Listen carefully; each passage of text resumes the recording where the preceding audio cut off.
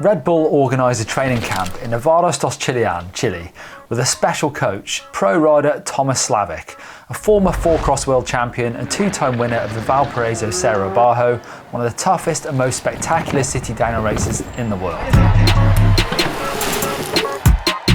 This training camp is the opportunity for local heroes to prove themselves. But how do you even get to the training camp? Well, first you have to qualify. Red Bull selects 4 different tracks throughout Chile and times are set using an app downloaded to your phone. The fastest 3 riders from each track win a chance to be at the camp. And the finale, well, from the 12 riders at camp, only 1 rider will be crowned the fastest, and the prize is to travel to Bogota, Colombia to race another of the world's toughest urban downhill races, the Montserrate Cerro Abajo.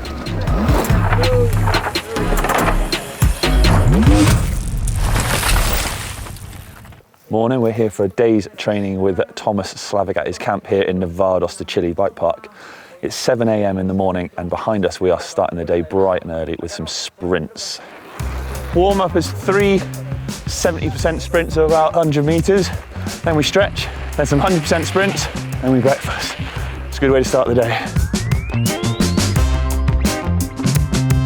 Hands in the air, like you just don't care. Oh, it's pretty tight.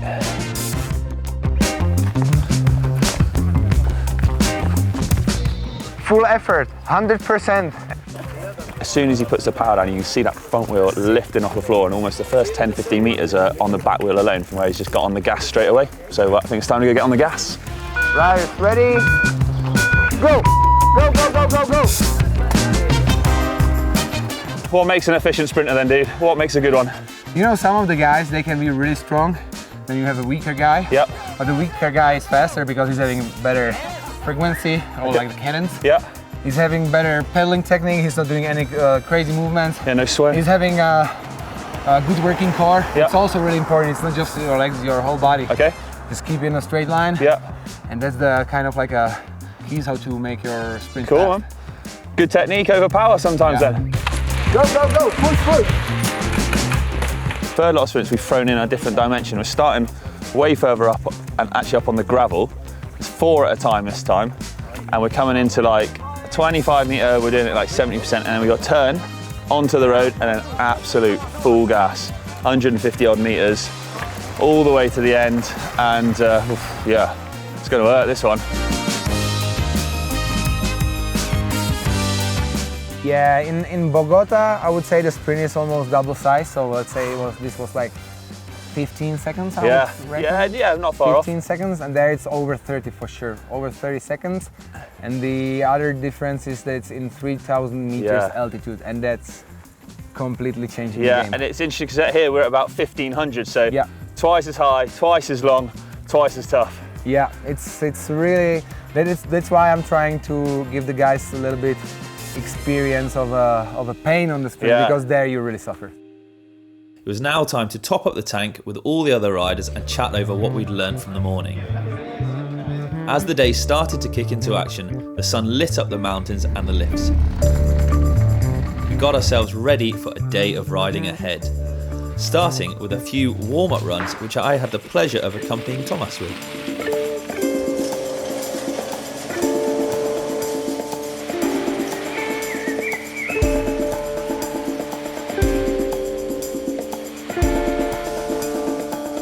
Dropping in with Slavík.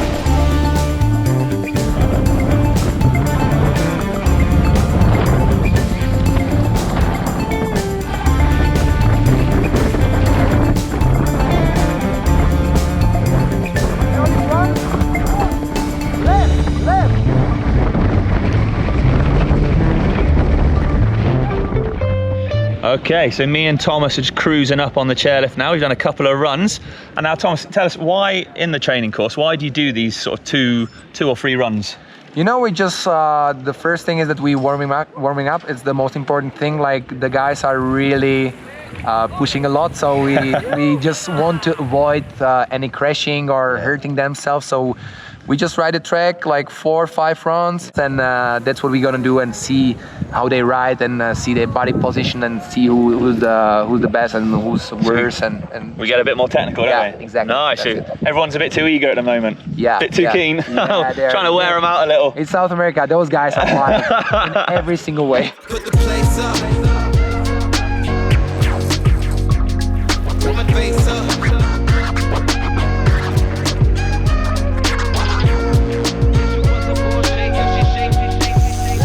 Little whip throwdown going on before real business kicks off later.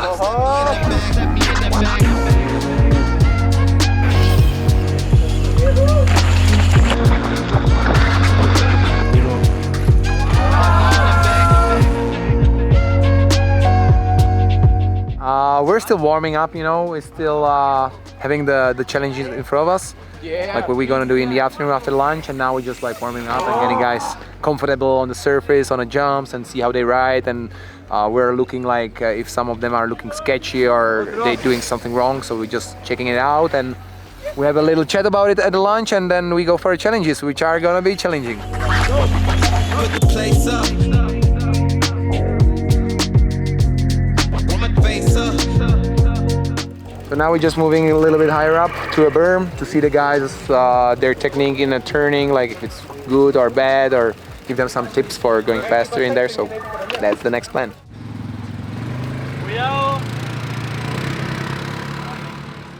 Now we've moved on from the hip and we're just talking about cornering, a few techniques and things. And then going to have a play on this big old berm. You don't need to necessarily smash the berm and go as gnarly as possible. I think the key is just to go like to keep the flow, to carry the speed where you feel comfortable, to have the good technique during going through a turn, and especially what's most important, to speed up out of the turn. Just don't go there, don't drift like and lose all the speed. You just need to speed up out of the turn, and that's what saves you so much energy and so much time at the end, because then you don't need to accelerate for the next straight, which is coming up. So this is the key. Sometimes just keep in mind, go right smart, and sometimes slower is faster, okay? You can see everyone is pretty keen to impress here, because it's like who can hike up the hill the furthest to get a run into this turn, but I admire their eagerness. I think the biggest mistake of the riders here is gonna be that they will go just way too fast into it.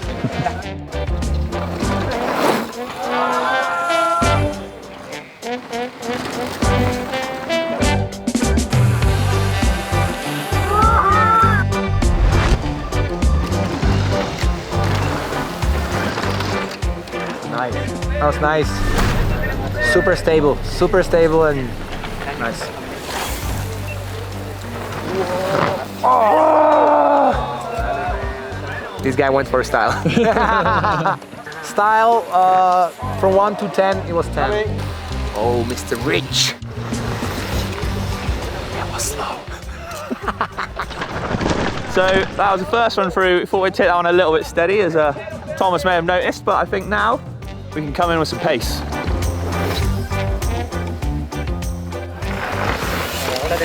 He was too much lying inside, so he was almost falling down. If he stays more outside with his body, it would be way faster and way more stable. So he's just telling them like actually what we were discussing in the beginning of the training, like about the body position, about the weight, where you should put your weight, and your pedals and everything. You know, it's the basic things. And these guys, it's almost stupid to learn them this, but they're super fast, but they still do like this kind of tiny mistakes, which if we tell them, it's making them really, really faster. Back to basics, basically, yeah? Back to basics, yeah, exactly. Like.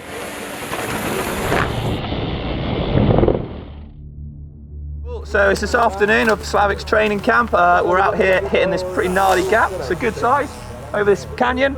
I think basically like with this camp, you move on from skills, and any second now, man himself showing us how it's done. You kind of work, this one's like testing like, I guess your nerves, how you handle a pressure situation before we move on to something a bit more technical. There's a lot of iron up going on. It is exceptionally dusty rolling down through there. Everyone's sort of milling around, seeing what the crack is. But yeah, she's a fair size, I'll give her that. Yeah.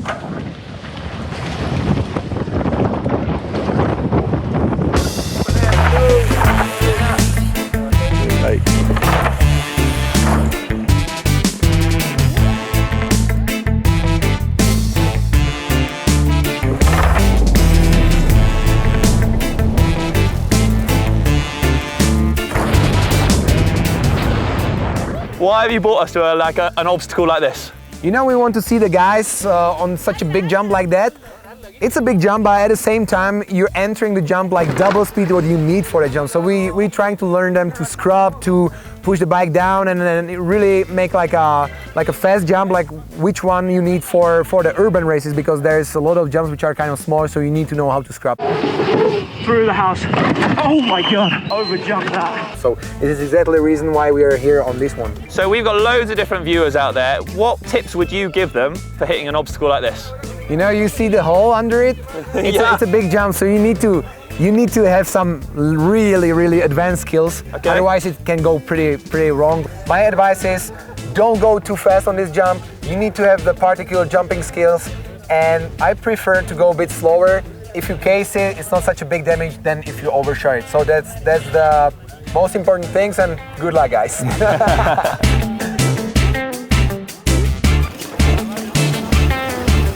So we just got to the bottom of the track. We got to the nice long rock garden. We chose the line for the guys. It's like 4 gaps. It's very similar to a stair gaps, because you need to stay like in your line.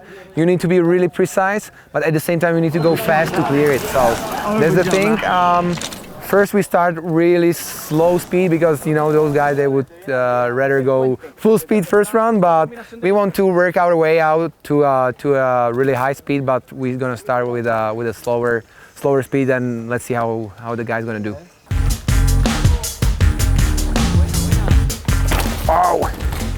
Oh, dude, this guy really sent it like that was a bad line.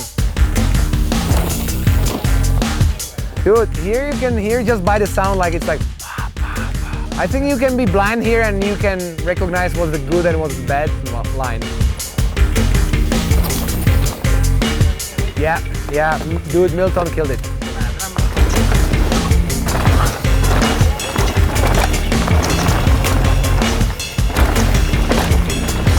He went over those 2 biggest rocks out there.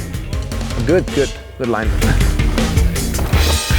Oh, what was that? Whoa!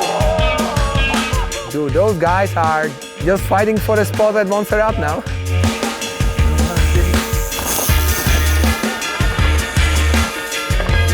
But really nice. Really nice. This is gonna be exciting. Holy! Oh. Full effort. So we're here on like the second Techers feature. I am getting pretty tired. It's a long day. Slavik's training camp is pretty intense, but he's just been going through with all the guys, you know, like why these kind of obstacles are good and how they relate to urban stuff. You know, generating speed, staying smooth, like, you know, keeping it quiet probably is often the best thing, like, because it means you are riding smooth, so. Okay, these guys are stretching up, they're finished up for the day. They've got another full day's riding ahead of them and training tomorrow, which is going to culminate in a downhill race at the end of it. The winner doesn't necessarily get a spot to the urban downhill race, but it's going to give them a really good indication who is. Now, unfortunately, we're not going to be able to race, but we are going to pop down and see who takes top honours and goes home with the glory.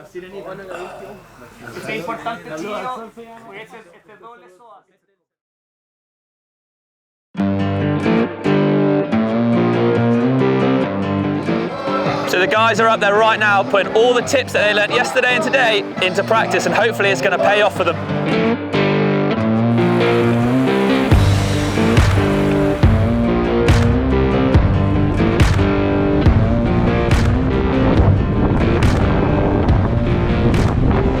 Here he comes, guys looking pinned, sends that last jump. With the camp coming to a close, it had been an incredible experience. It had been great to strip things back to basics and really start from the beginning, looking at power, technique and fitness. You could see how competitive everyone was and how much they wanted that spot. All the riders were still so friendly and got along brilliantly.